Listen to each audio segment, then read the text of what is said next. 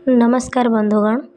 आजिर विषय वस्तु ओ मोर चैनल को सुस्वागत। आजिर टॉपिक विशेष गुरुत्वपूर्ण अटे। फल उपरे स्टिकर कहीं लगा जाए यह जानिबा भी निहाती गुरुत्वपूर्ण अटे, कारण आजिकाली दुनिया रे प्रायतः समस्त फल उपरे स्टिकर लगुछि।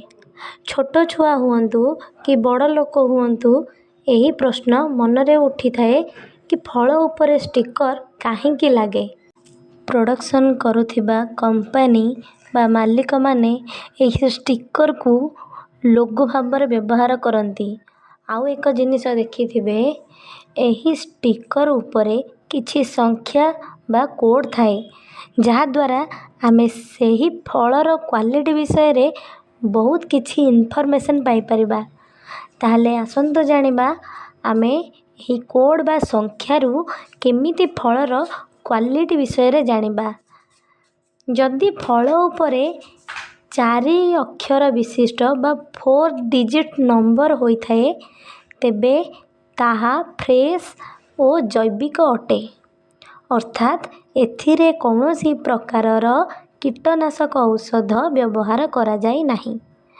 जदि 5 अक्षर विशिष्ट अछि बा 5 डिजिट नंबर, तेबे ताहा चाष करा जाउथिबा जमी रे सार कीटनाशक औषधर व्यवहार कराइछि।